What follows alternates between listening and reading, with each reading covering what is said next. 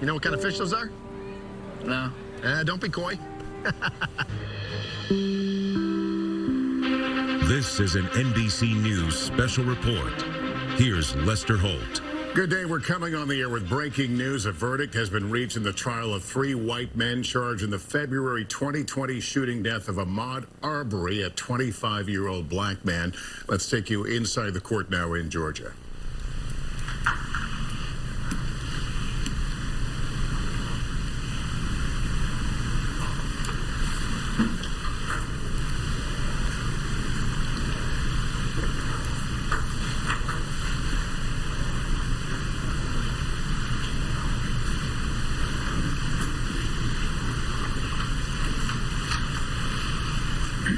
All right, they may be waiting for the jury to be brought in the room, but we have been told there is a verdict in this case. 3 defendants, Travis McMichael, his father Gregory McMichael, William Bryan is the other man, all facing charges in this case, accused of murdering Ahmaud Arbery. Let's go to Sam Brock right now, who is in Brunswick, Georgia, following the trial for us.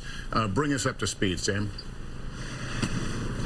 Lester, certainly some tense moments right now. There are 27 charges total. They range from aggravated assault to felony murder, malice murder, which doesn't have to be premeditated, Lester. It can happen in an instant. It is about intent. And right now, what we are really curious about are some of the arguments that were presented over these last several weeks, especially as they relate to a citizen's arrest law, which, Lester, dates all the way back to the Civil War era, and some interpretations over what that language might mean about actually witnessing a crime versus probable cause and the totality of information and circumstances available to, in this case, the McMichaels as they pursued Ahmaud Arbery, a 25-year-old who was not armed with a weapon. As the prosecutor pointed out, no wallet, no ID. Let me send it back to you as we see these proceedings continue. Yeah, Sam, we see the defendant standing right now, and the jury is being led in the room. Of course, we do not see the jury, but the court standing as they are brought in, and the verdict to be rendered in just a few moments here as we continue to watch. 3 men, only one accused of actually shooting. That was Travis McMichael. The other 2, his father, Gregory McMichael, essentially accused of rallying his son to pursue Arbery.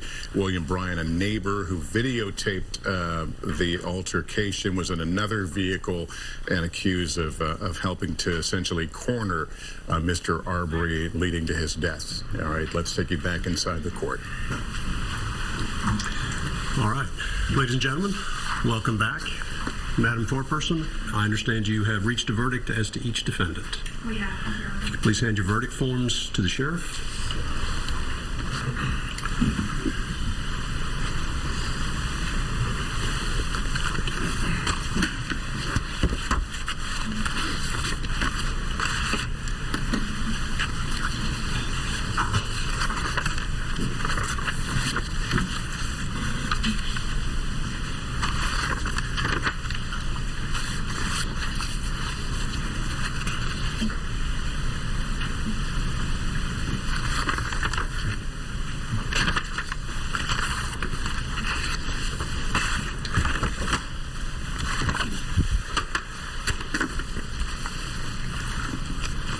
All right, I'm going to go ahead and address each one of these verdict forms separately. The first verdict form I have is the state of Georgia versus Travis McMichael. Mr. McMichael, please stand. Verdict is as follows. In the Superior Court of Glenn County, state of Georgia, the state of Georgia versus Travis McMichael, case number CR 000433. Jury verdict form. Count 1, malice murder. We, the jury, find the defendant, Travis McMichael, guilty. I'm going to ask that whoever just made an outburst be removed from the court, please.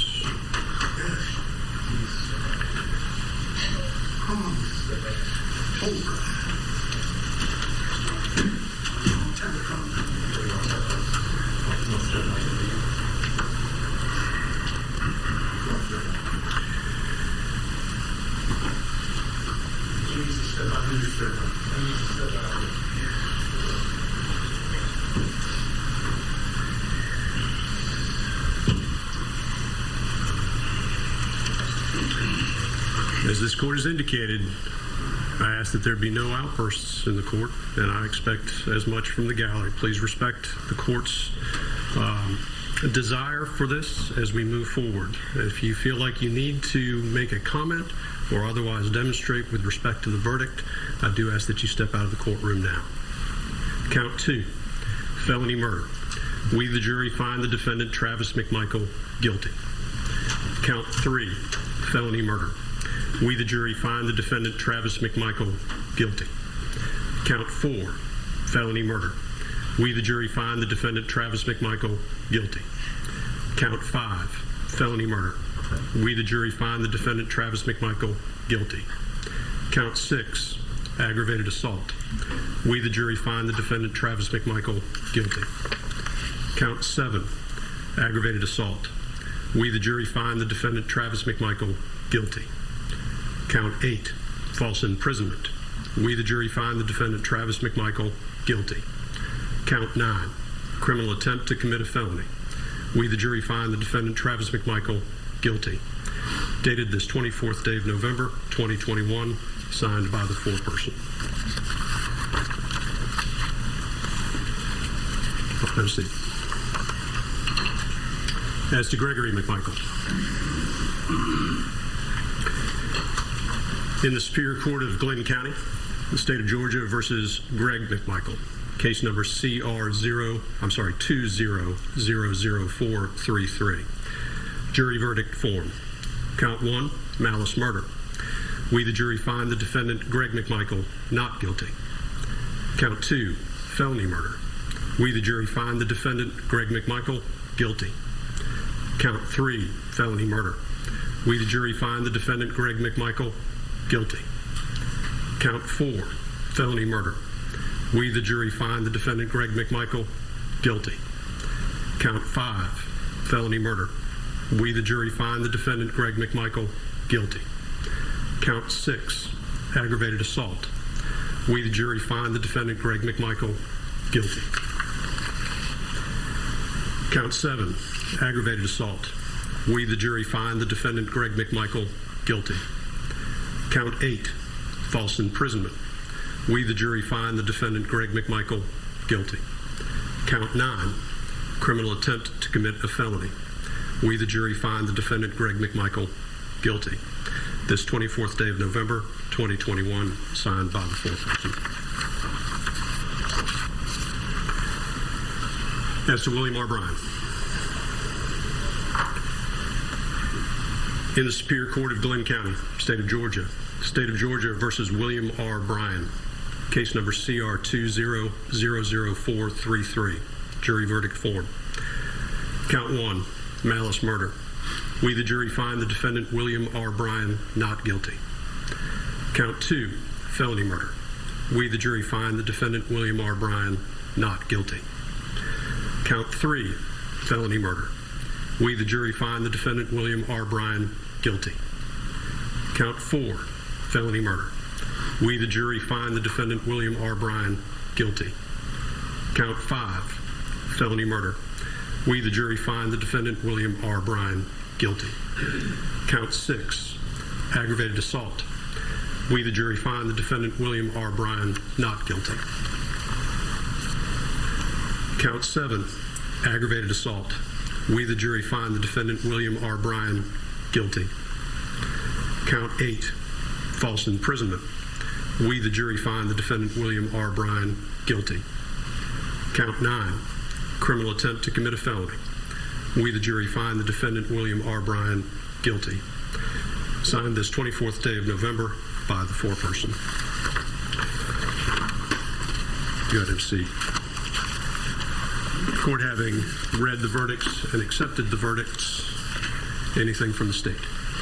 No, Your Honor, nothing from the state. Anything from the defense? We ask the jury be polled, Your Honor. All defendants ask the jury be polled? All right, ladies and gentlemen, I'm going to ask each of you individually a set of 2 questions with respect to the verdicts that I have just read. If you could please respond when you hear your juror number. Juror number 1, you have heard the verdicts read. Were these your verdicts then, and are these your verdicts now? Yes, sir. Juror number 2, you have heard the verdicts read. Were these your verdicts then, and are these your verdicts now? Yes, sir. I think I can't. Okay, 2. Juror number 3, you have heard the verdicts read. Were these your verdicts then, and are these your verdicts now? Yes. Juror number 4, you have heard the verdicts read. Were these your verdicts then, and are these your verdicts now? Yes, sir. Juror number 5, you have heard the verdicts read. Were these your verdicts then, and are these your verdicts now? Yes, Your Honor. Juror number 7, you have heard the verdicts read. Were these your verdicts then, and are these your verdicts now? Yes, Your Honor. Juror number 8, you have heard the verdicts read. Were these your verdicts then, and are these your verdicts now? Yes, Your Honor. Juror number 9, you have heard the verdicts read. Were these your verdicts then, and are these your verdicts now? Yes, Your Honor. Juror number 10, you have heard the verdicts read. Were these your verdicts then, and are these your verdicts now? Yes, Your Honor. Juror number 11, you have heard the verdicts read. Were these your verdicts then, and are these your verdicts now? Yes, Your Honor. Juror number 12, you have heard the verdicts read. Were these your verdicts then, and are these your verdicts now? Yes, Your Honor. And juror 16, you have heard the verdicts read. Were these your verdicts then, and are these your verdicts now? Yes, sir. The jury has been polled. Anything further from the defense? No, Your Honor. From Greg McMichael? No, Your Honor. From Mr. Bryan? No, Your Honor. All right. Ladies and gentlemen, what that means with the court having accepted your verdict is that your role in this case is now at an end. What we're going to do today is I'm going to have all of you, the panel and the 3 alternates, go ahead and retire into the jury room. I'm going to address a couple matters logistically with you in the jury room once we get done here. But before we do that, and before I excuse you, I do want to thank you publicly for your service here in Glynn County. It has been a long trial, and I appreciate the fact that you have been attentive. You've listened to the evidence, and that is what we ask in this court. It's a very simple ask in a very complex way, so it's appreciated. When we all got together, I say we all got together, when we got together at different times, I said that I was going to thank you a number of times and how I was going to tell you I do truly appreciate your time here. Hopefully you understand why I said that when we started. I do also hope that you got a little bit of an insight into what goes on in a trial and maybe understand a little bit more of how important it is for members of our community to come down and be part of this process and serve as jurors in this community. So again, thank you for that service. And I'll come address you all in just a moment. You're excused. All right, for the jury.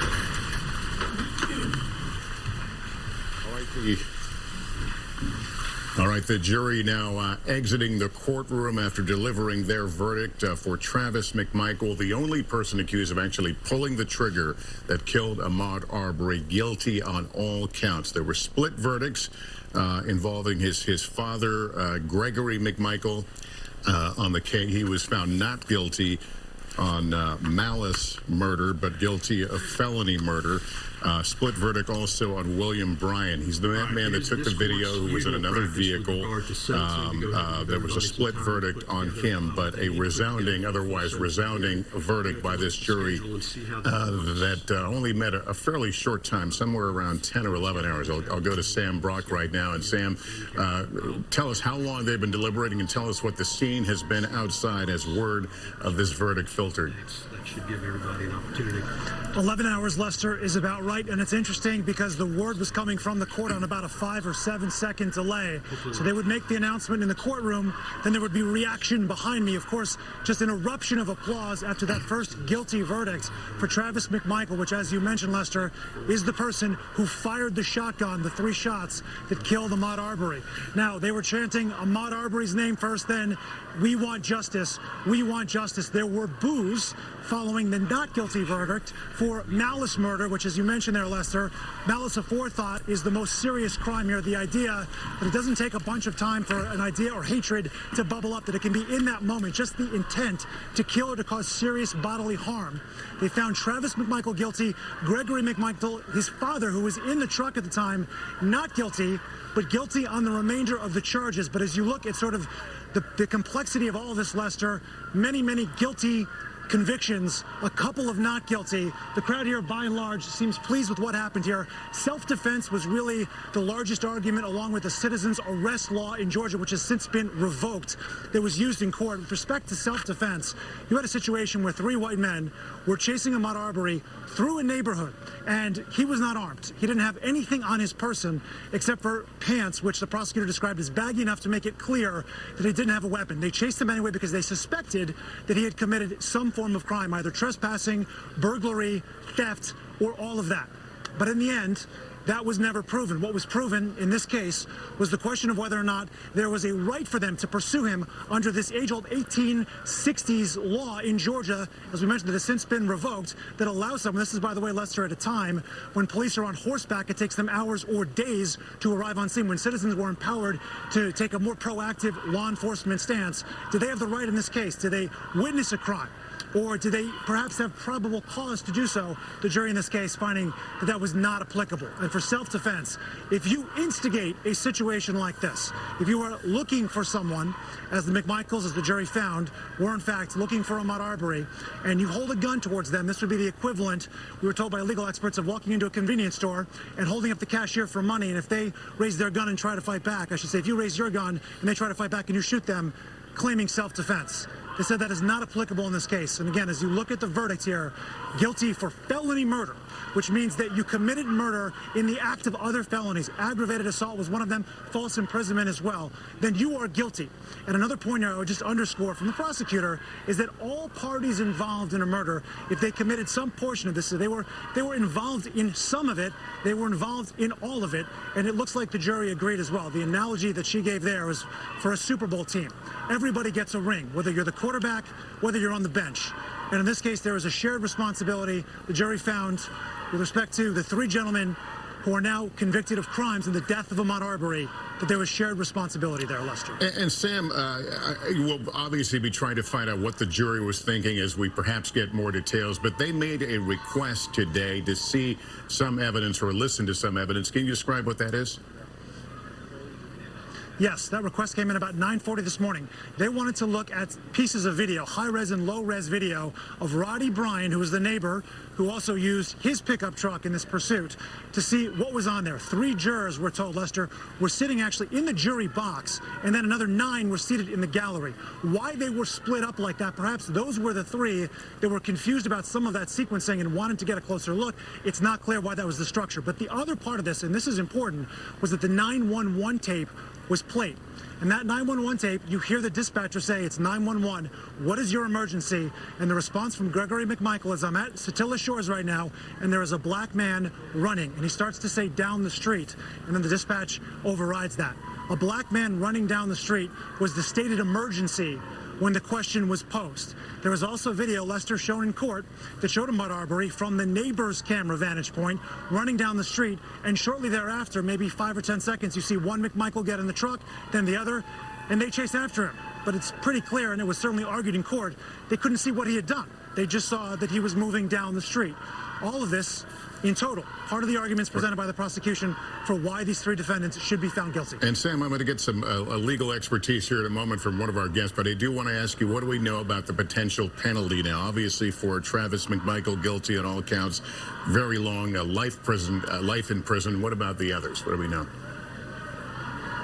Life imprisonment. I mean, an aggravated assault charge alone, which they have all been convicted of, can be years, decades. I mean, there's several aggravated assault charges here that they were convicted of. So all 3 of these defendants are looking at potentially sentencing of decades behind bars, Lester.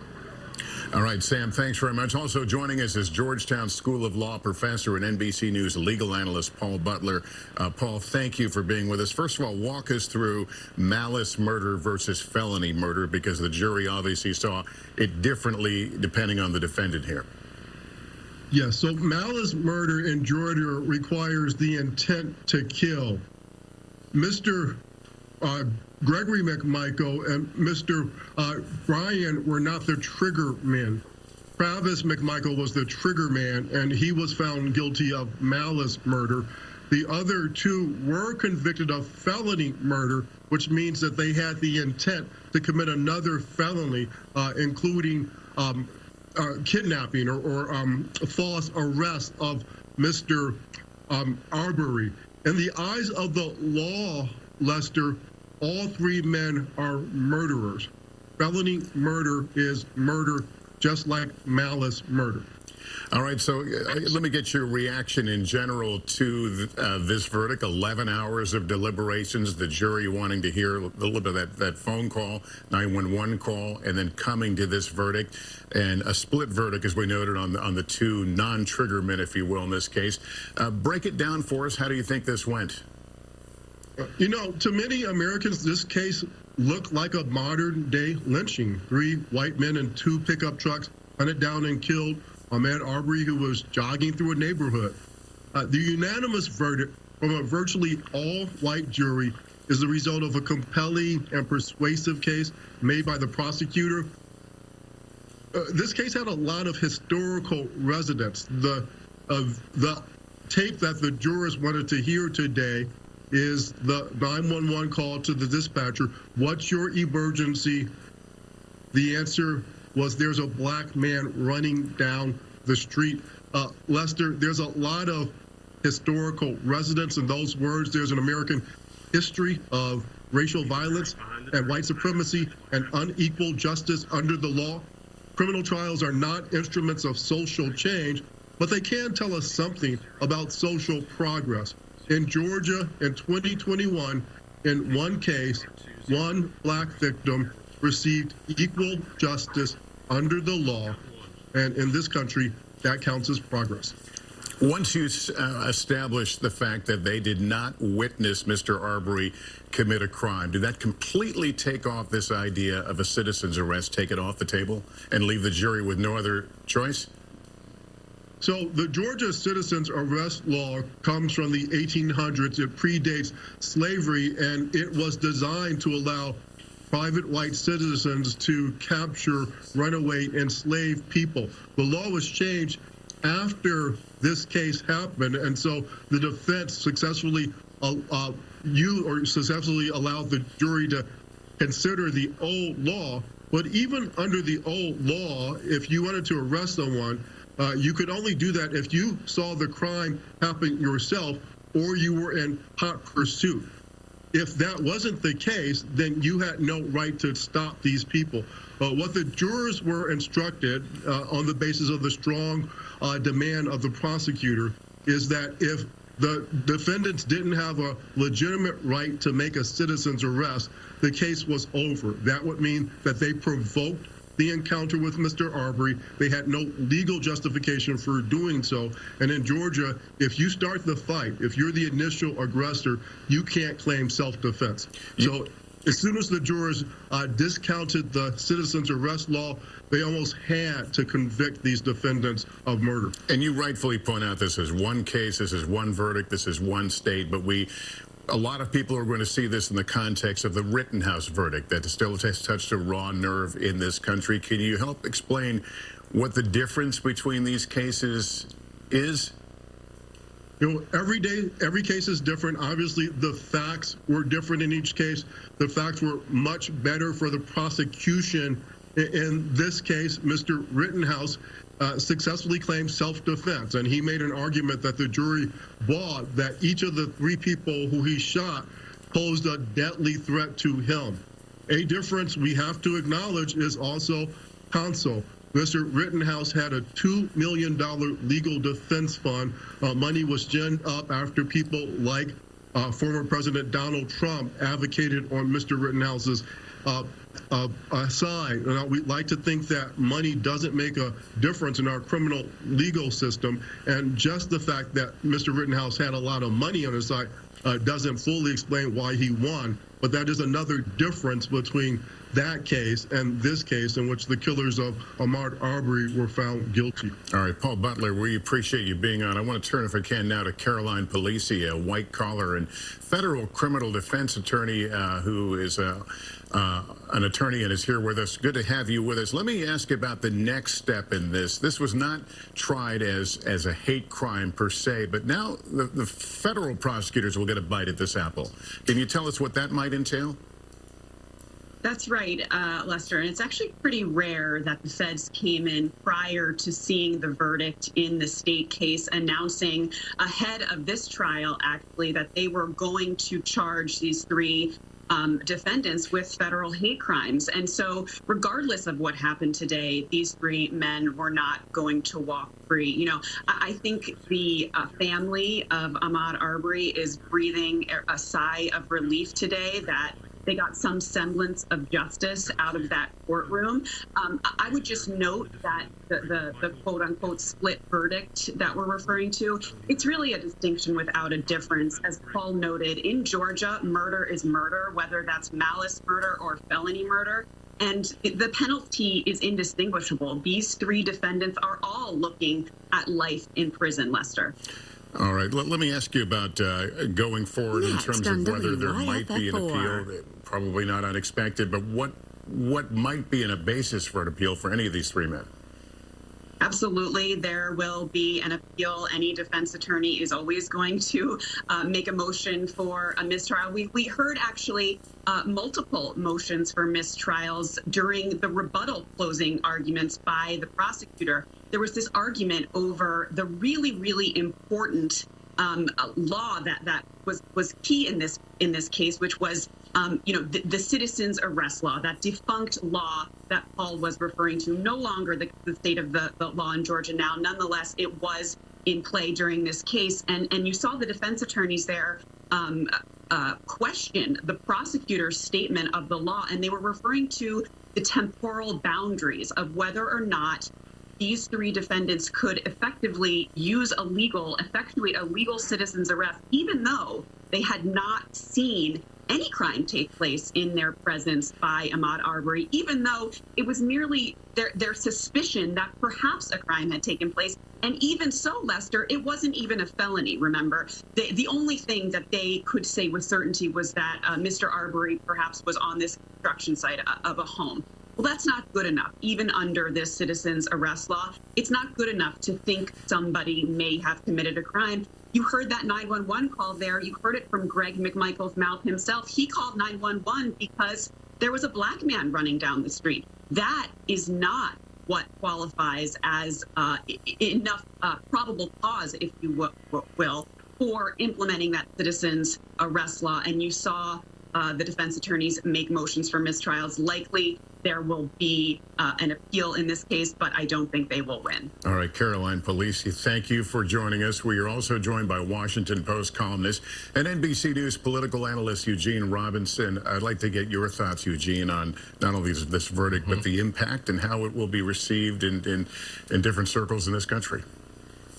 Well, Lester, I have to say that what I'm feeling is an enormous sense of relief that what I always saw as clear justice in this case has in fact been done. You will recall that after the killing, the local authorities initially decided not to prosecute at all. They didn't charge these defendants with anything, when in fact what we saw on that videotape taken by Roddy Bryan, now one of the three convicted of murder, was a modern-day lynching. That's what it was, pure and simple. And I don't know any other way to describe it. I certainly don't know any more succinct or more accurate way to describe what we saw. A black man running down the street, get him and kill him. And that's what happened. And I think that the jury verdicts were fascinating to listen to, because the jury obviously took its charge very seriously. They made fine distinctions between malice murder and felony murder and who was guilty of what. But in the end, all three participated in this lynching of Ahmaud Arbery. And while it is true that criminal trials don't make social policy, but they do tell us something about the country, and they tell us, and they told us something about Georgia in the year 2021 today. And I think that news comes to the enormous relief of a whole lot of people in this country who were watching this jury and this trial on pins and needles, and hoping that the Arbery family would get justice. This verdict comes at a time that I guess things the jury doesn't know about in terms of the efforts to prevent members of the black clergy from being in the courtroom. They did hear in one of the closing arguments of a defense attorney a reference to Mr. Arbery's physical condition, his toenails. I guess it's hard to know right now, but do you think that sort of thing had an impact? It's hard to know if it had an impact on the jury, that disgusting and vile and Jim Crow era reference to Mr. Arbery's toenails by the defense lawyer in the closing. It certainly had an impact on me. But who knows how it impacted the jury. From the verdicts and the nuance in the verdicts, I just think this jury took its job very, very seriously, and tried to do as a judge instructed and as the law instructed, and they saw murder. And finally, let me ask you about that 911 call, a black man running. Is it your guess that would frame how the federal case would work?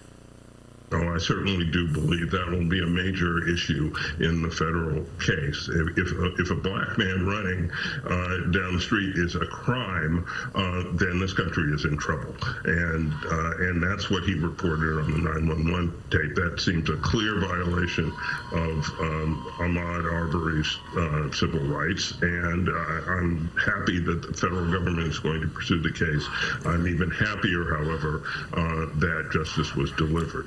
Eugene Robinson. Eugene, thanks very much. On the right side of your screen, you'll get some of the crowd on the courthouse steps in Brunswick, Georgia, celebrating the verdict. And again, all three men guilty of murder, all counts guilty for Travis McMichael, who actually pulled the trigger, fired the fatal shot. Gregory McMichael, his father, also found guilty on murder charges. William Bryan, guilty on murder charges. And we'll, of course, be hearing more about malice versus felony murder. But as the point was made, there will not be a huge difference in terms of the potential fates these men face.